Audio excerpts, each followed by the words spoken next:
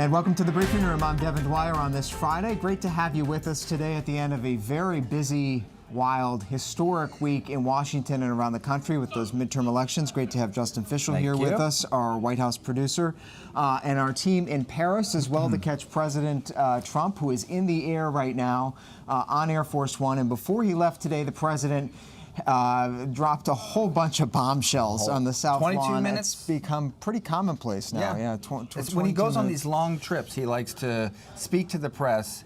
We think so that he can sit and then watch some of the stuff unfold. Perhaps. When he's on the aircraft. We do know that he's watching television, tweeting up a storm on the way over about topic A, which is his new Attorney General, Acting Attorney General Matt Whitaker, to replace Jeff Sessions this week, stirring up a whole bunch of controversy in the last 24 hours, Justin, because of his very controversial comments, not only about the Russia probe, but about the whole judicial branch. He's been all over the place leading up to this. He's been on CNN. He's basically served as a pundit before his role as chief of staff to Sessions, and he said a lot of basically disparaging things about the Mueller investigation itself, raising questions about whether he should recuse himself. Now, that would be like recommitting the original sin, so he's not going to do that. But it's got him on the defense and then Trump now reacting to it. And the president was asked today before leaving on the South Lawn, leaving for Paris, whether he had talked to Matt Whitaker, the new acting attorney general, about the Russia probe he now oversees, whether they had that conversation. And here's what the president had to say. Take a look. Well, Matt Whitaker, I don't know Matt Whitaker. Matt Whitaker worked for Jeff Sessions, and he was always extremely highly thought of, and he still is. But I didn't know Matt Whitaker. He worked for Attorney General Sessions. I didn't speak to Matt Whitaker about it. I don't know Matt Whitaker. Matt Whitaker has a great reputation, and that's what I wanted. Now, in all fairness to Matt Whitaker, who, again, I didn't know, okay? Other than through reputation, his reputation is excellent. Again, I think it's Matt Whitaker is a highly respected man, but I didn't know Matt Whitaker. But he's a highly respected man. All right, let's do an instant fact check there. Justin Fischel, Fact Check Friday. How many times did he say he didn't know him? 4 or 5? 4 times. It was 4 or 5. I hope you caught that. I don't know Matt Whitaker. That was his defense, and this is what I'm talking about. Like now that Whitaker's back is against the wall, Trump's instinct is to distance himself. But just 1 month ago, right, he sort of contradicted that. I think we have that soundbite as well. I can tell you Matt Whitaker is a great guy. I mean, I know Matt Whitaker, but I never talk about conversations that I had. All right, so clearly the president is playing some games here. He knows the man he appointed to be the attorney general. If he didn't know Matt Whitaker, that would be weird. Very strange. Let's bring in Terry Moran, senior national correspondent, who is awaiting the president's arrival in the next 20 minutes or so. He joins us live from Paris. Terry, great to see you. Beautiful night there in Paris. Hope you're enjoying yourself on the ground. What do you make of the president's selection? And you're a student of the Constitution and constitutional law. What do you make of the controversy around this appointment? Well, I'm a student for sure. It's a really interesting question. Is Matt Whitaker legally, does he have the full legal authority of the Attorney General? And that turns on 2 questions. One, a statute that Congress passed that allows the president to fill vacancies with officers of the United States, as Matt Whitaker was, and the way the Senate has set up the Attorney General and the Supreme Court has interpreted it, that anyone who exercises all that power needs to be confirmed by the United States Senate. Those 2 things are clashing, and maybe a court will figure it out at some point. But about Trump, look, every other president we've had has come up to the pinnacle of power through either a political organization or the military. In other words, they've had to work with people. They've had to build coalitions either within the military or sometimes even corporations or within a political organization. Trump believes in personalized power. It's the Trump organization. He wants his guy. Now, whatever he knows about Matt Whitaker, whether he knows him well or not, remember he claimed he'd met Putin and he never had, he had been told clearly and had been communicated to them, Whitaker is your guy. And so he's put his guy in charge of the Attorney General. Now, he's not the first. Remember, John Kennedy put his brother in charge of the Justice Department. Right. So it's not a first. Ronald Reagan put one of his cronies from from California, Ed Meese. So it's a position which has had in the past very, very close personal acquaintances, relatives of the President of the United States, and that's what Trump has done here. Whether legally or not remains to be seen. And we do know that some Senate Democrats are already promising a lawsuit over the legality of the appointment. That's one side of this equation. And Terry, as you were alluding to there, the president, whether he knows Matt Whitaker well or not, certainly was told this is a loyalist. This is somebody who will have your back. Let's take a listen to some of the things that Matt Whitaker has had to say about the president and the scrutiny he's been under. Take a listen. The truth is there was no collusion with the Russians in the Trump campaign. There is not a single piece of evidence that demonstrates that the Trump campaign had any illegal or even improper relationships with Russians. But I mean, it's that simple. If all he did was make a mere suggestion and not an outright command, I don't think that rises to the level. Couldn't have been this. I just hope it doesn't turn into a fishing expedition, because I will be one of the ones jumping up and down. Good for you, yeah. Making sure that limitations on this investigation continue, because that's the way it's supposed to be. It is not helping this administration and really not helping the federal government generally to have the president and his associates under the cloud of a federal investigation. I mean, it is very hard. So certainly the kind of views that President Trump would like his attorney general to have, the person now supervising the Russian probe. Terry, do you think that conflict of interest is going to also be litigated here? The potential that Matt Whitaker could recuse himself? He says he's not going to do it. Well, just for his viewpoints on television programs and talk radio, that's probably because there's a difference between popping off on talk radio and taking an oath to discharge the duties of an office under the Constitution. And that is the test of a person's civic character. Can they distinguish the two? Whitaker may or may not be, and then you may have an issue. Just because he's had opinions isn't a disqualification for him to be Attorney General, it seems. And at the end of the day, he may be right. We have yet to see what, if anything, Robert Mueller has.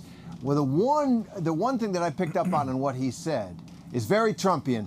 He said there was nothing illegal about the Trump connections with Russia, which may, in fact, turn out to be true, and nothing improper.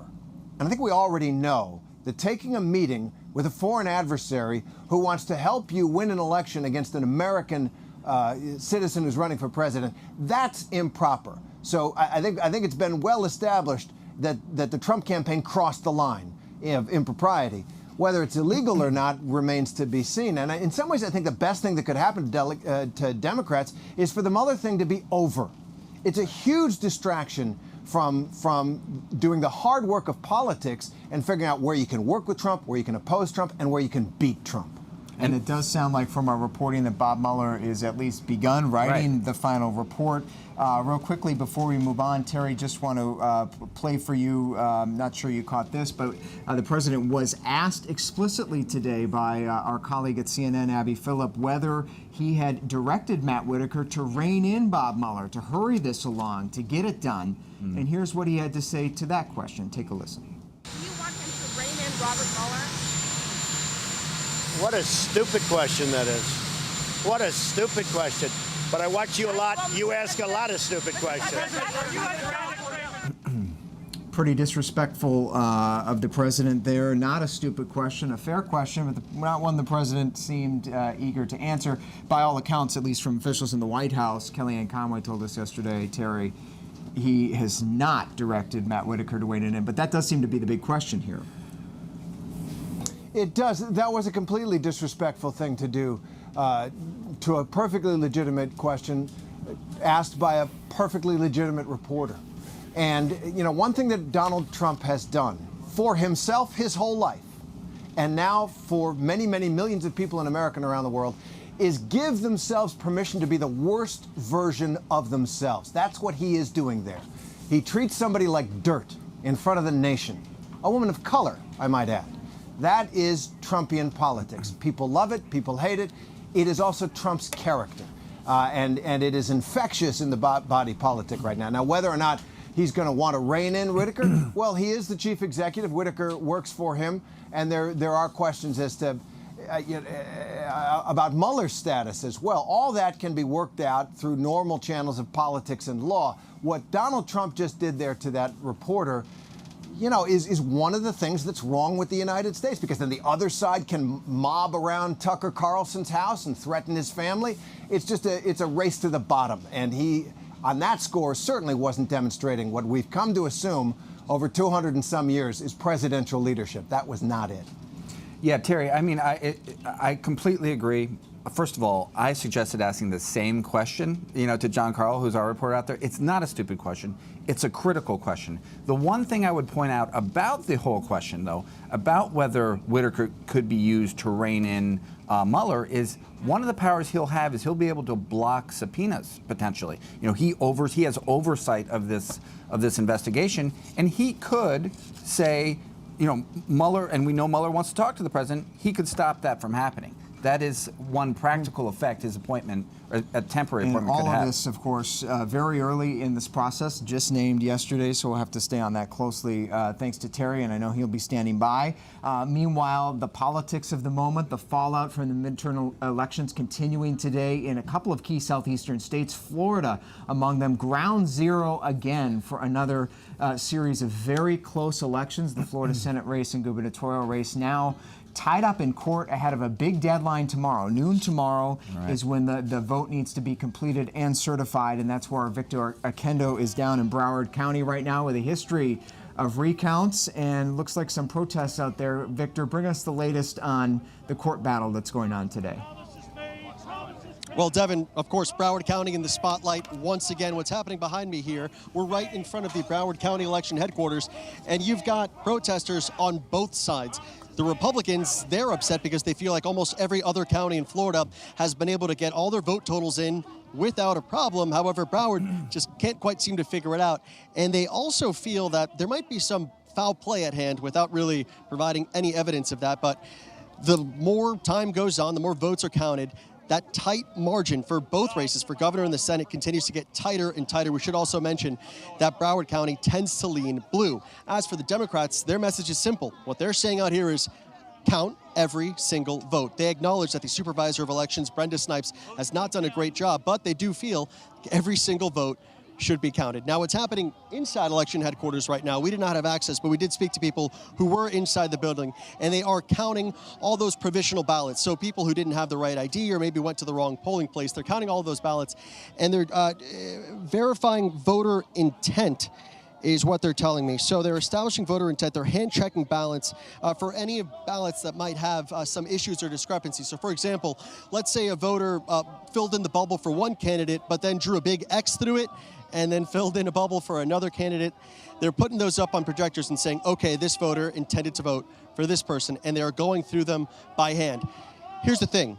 When asked if they could give us a total number of those provisional ballots that they're still going through, they could not provide us with that number. Now, what's happening simultaneously here in Broward County at a nearby courthouse, Florida Governor Rick Scott, late Thursday night, decided to file a lawsuit, and he wants the court to order Brenda Snipes, the supervisor of county elections here in Broward County, to turn over several records detailing the counting and collection of the ballots. But at last check, the hearing to establish the validity of that lawsuit has not wrapped up yet. It's something we are closely watching. Wow, what a mess, Victor. I can't believe we're here again, and we'll probably be headed down your way to join you shortly to follow this story. But just for folks at home who are looking at this and scratching their heads again, I mean, this is the normal course of business, right? I mean, we're still within the window several days after the election that these boards, you've covered many an election in Florida, Victor. I mean, this is part of the process. They do take several days to count the provisionals, count the absentees, and that's why the deadline is tomorrow at noon, right? That is correct. And at last check, they had counted actually all of those absentee ballots and all the early voting. It was just those provisional ballots. We should also mention Palm Beach County, kind of in the same boat here. This crowd has been out here all day long, guys, and they're going at it hard despite the Florida sun. But again, we should mention tomorrow at noon, that is the deadline for them to get all of those ballots in. I wish we had a number to give you. We've been pressing on them for that, but they have not provided us with a number of ballots that still remain unaccounted for. All right, Victor Oquendo for us in Broward County, Florida. Thank you so much. And for those keeping score at home, Rick Scott leads Bill Nelson for the Senate race there just by 0.2 percentage points. It's about 15,000 votes. The Republican Ron DeSantis for governor leads by 0.4 percentage points, 35,000. I mean, this is razor thin there, and they are down to the wire in counting those things. The president today weighed in on this as well before he left on the South Lawn. Take a listen to what he had to say about what's going on in Florida. You look at Broward County, they have had a horrible history. And if you look at the person, in this case a woman, involved, she has had a horrible history. And all of a sudden, they're finding votes out of nowhere. And Rick Scott, who won by, it was close, but he won by a comfortable margin. Every couple of hours, it goes down a little bit. And then you see the people, and they were involved with that fraud of the fake dossier, the phony dossier. And I guess I hear they were somehow involved or work with the GPS fusion people who have committed. I mean, you look at what they've done. You look at the dishonesty. So let's go back to Terry Moran, who's with us from Paris. Terry, you've covered many of these contested elections. The president's strategy has been, when things don't go his way, to attack the system. So this is part of that pattern, but it does seem to be sort of dangerous for the democracy to have the president of the United States going after what, at this point at least, seems to be a perfectly functioning process. Well, would you call it perfectly functioning, though? It does seem a little weird that they have no idea how many votes are left. They have no idea who voted or where they are, and they do keep kind of finding them. If you're on the Republican side, that does look weird. On the other hand, the basic principle of an American election was, until Bush versus Gore, and you're right, I covered that one, count all the votes. When that thing came before the Supreme Court, I was covering the Supreme Court at the time, and I read all the old cases and all that stuff, and the basic principle was count all the votes, try to discern the intent of each individual voter. So short-circuiting a count is bad.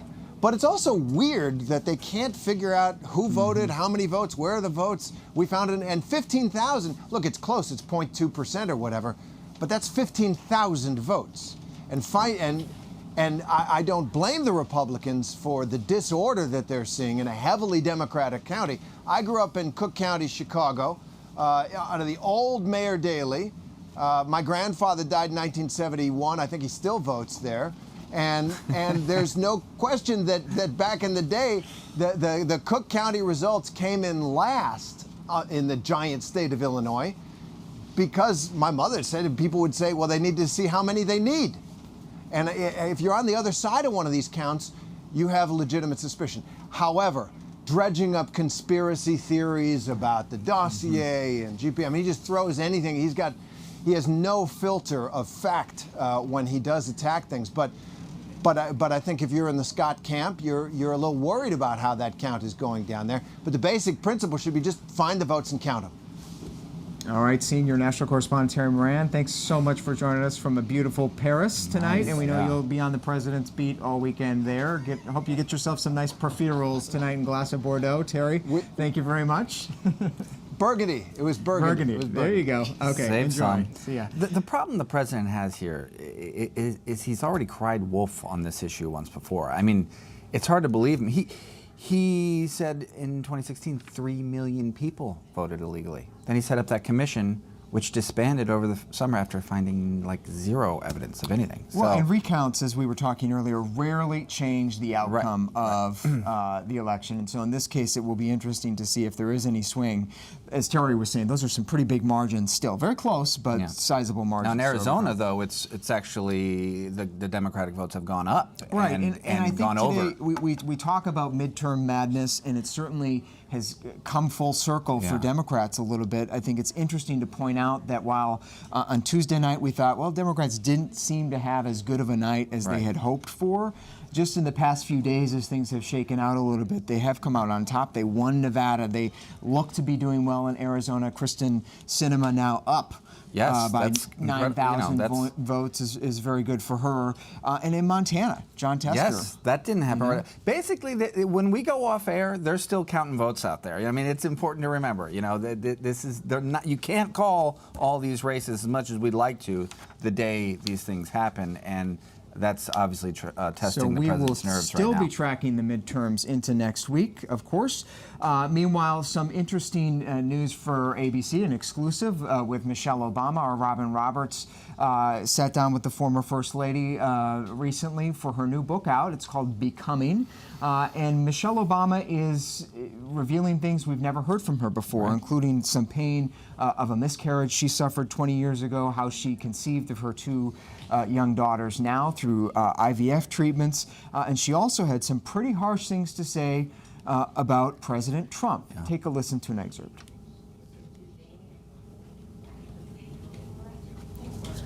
And here's a quote from her book. Thought we had a little bit of the interview, but this is the quote from Michelle Obama's book, Becoming. What if someone with an unstable mind loaded a gun and drove to Washington? What if that person went looking for our girls? Donald Trump, with his loud and reckless innuendos, was putting my family's safety at risk, and for this, I'd never forgive him. Right, so this was the big headline from the book and from the interview. She says, basically, the president, the birther movement, she'll never forgive him for that. For claiming that he wasn't born in the United States. She says that was dangerous. It was dangerous, and she's saying she said it risked awakening people to come after her family, and for that she would never forgive him. So you know, harsh words. And the president coming right back at Michelle Obama. We keep playing sound bites from that press conference he had earlier today on the South Lawn, but take a listen to the president's response to the former First Lady. I guess she wrote a book. She got paid a lot of money to write a book. And they always insist that you come up with controversial. Well, I'll give you a little controversy back. I'll never forgive him for what he did to our United States military. By not funding it properly, it was depleted. Everything was old and tired. And I came in and I had to fix it. And I'm in the process of spending tremendous amounts of money. So I'll never forgive him for what he did to our military. I'll never forgive him for what he did in many other ways, which I'll talk to you about in the future. So the president there going on the attack against his predecessor yet again in light of the new Michelle Obama comments. But what was missing from there? An actual response to Michelle Obama herself, where the president seems sort of reluctant to go after her directly. Right, and someone we know that the current First Lady, Melania Trump, very close to and looking up to Michelle Obama. So fascinating stuff. Michelle Obama's full interview with our Robin Roberts airs this Sunday, 9 p.m. Eastern Time. There is a lot of really good stuff in there. As you see here, they spent some time in Michelle Obama's childhood neighborhood. They're in their home for the interview. It's great stuff. Some really good stuff coming up on Sunday night. And we'll be back, of course, on Monday here in the briefing room with a full wrap-up of the president's trip to Paris. Will he meet with Vladimir Putin? What will he learn from... or Emmanuel Macron. There will be much to dissect on Monday, and of course the recounts in Florida. You can follow the latest at abcnews.com and on the ABC News app. I'm Devin Dwyer in Washington. Justin Fischel and I will see you on Monday.